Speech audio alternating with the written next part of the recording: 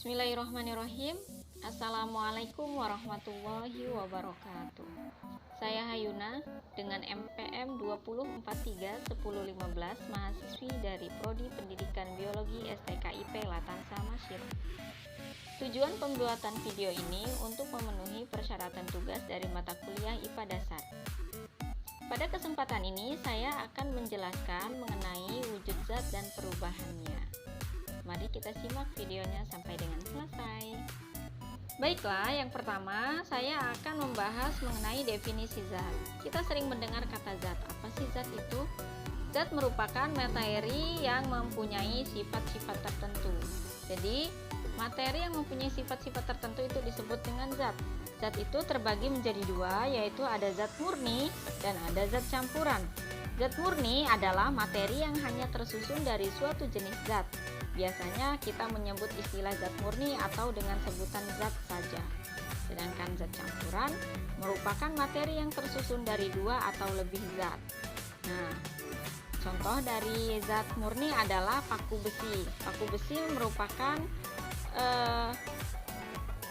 zat murni karena tersusun dari satu jenis zat saja, yaitu zat besi. Sedangkan contoh dari zat campurannya adalah air laut. Air laut merupakan materi yang berupa campuran.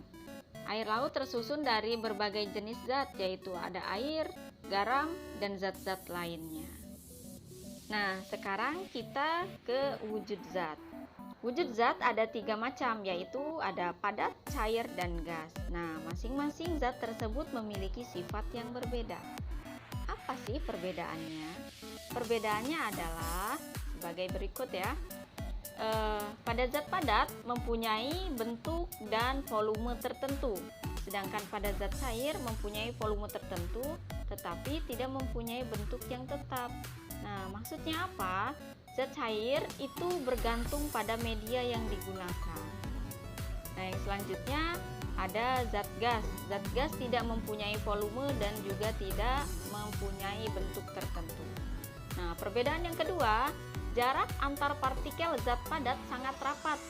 Pada zat cair, jarak antar partikel zat cair lebih renggang. Sedangkan pada zat gas, jarak antar partikel gas sangat renggang.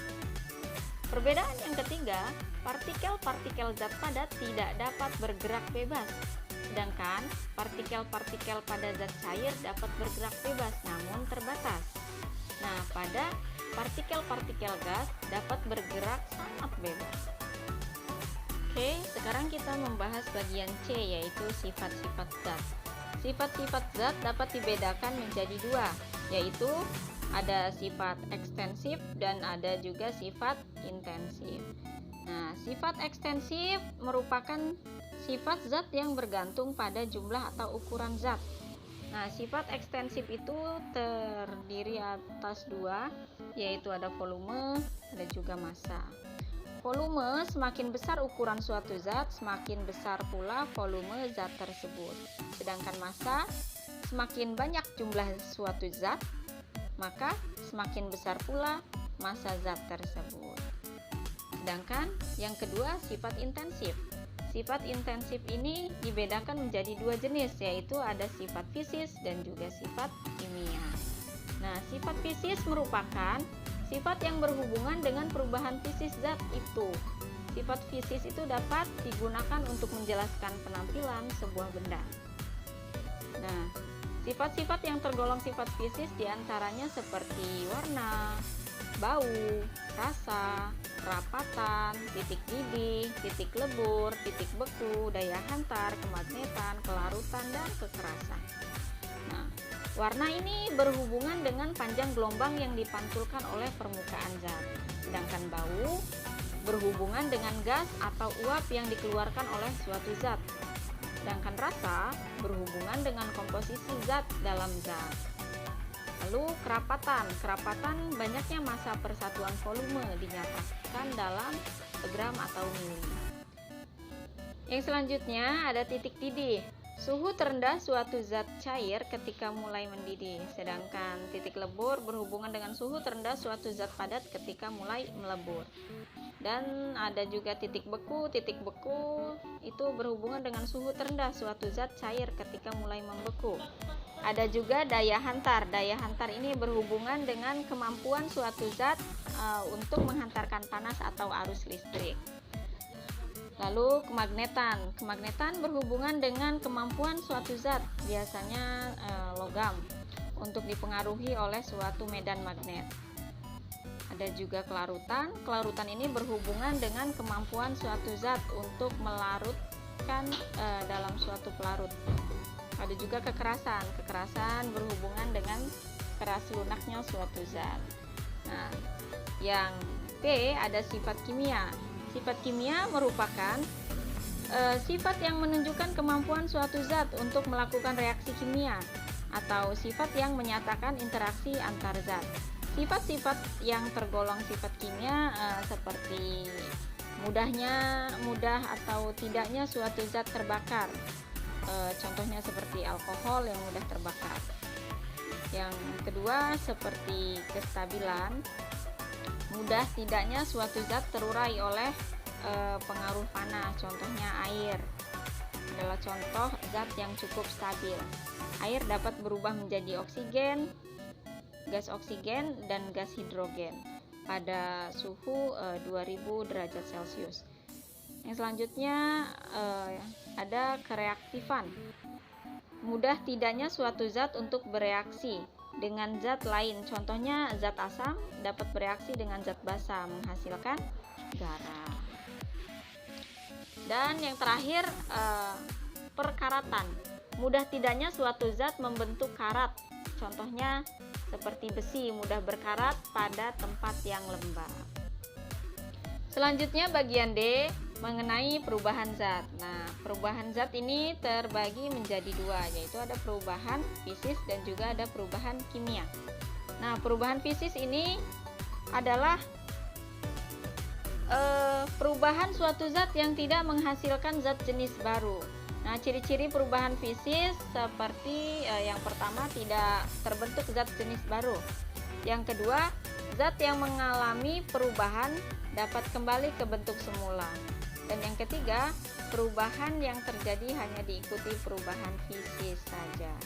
Nah, contoh dari perubahan fisis ada perubahan bentuk, misalnya seperti beras ditumbuk menjadi tepung.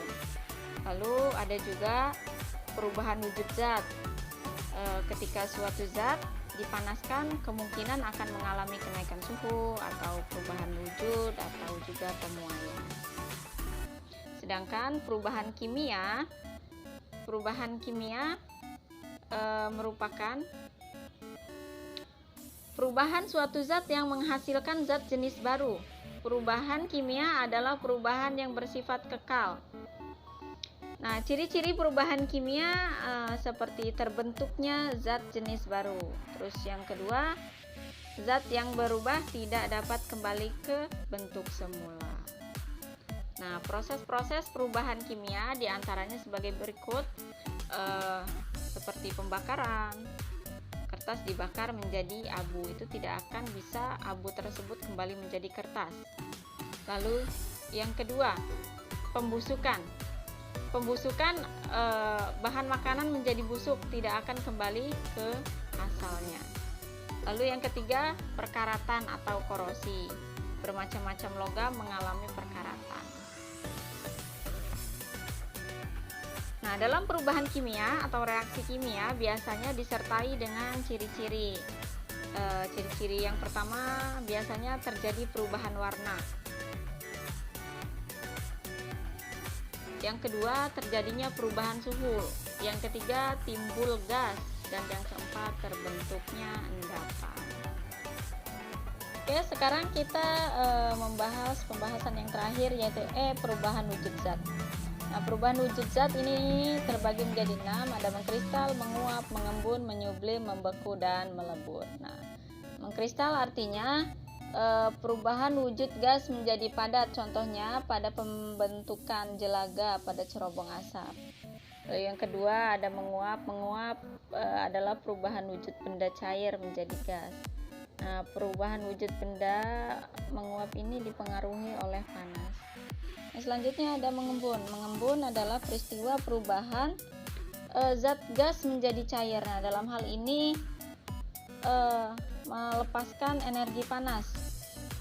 Contohnya adalah seperti kita meletakkan batu es ke dalam gelas, maka permukaan luar gelas itu akan basah. Nah, peristiwa tersebut disebut dengan mengembun. Yang selanjutnya ada menyublim. Menyublim merupakan perubahan wujud dari padat menjadi gas secara langsung tanpa melalui wujud cair. Sedangkan membeku merupakan perubahan zat dari cair menjadi padat. Sedangkan melebur kebalikannya dari membeku, yaitu perubahan wujud dari padat menjadi cair. Mungkin itu saja penjelasan dan video mengenai wujud, zat, dan perubahannya dari saya. Kurang dan lebihnya saya mohon maaf.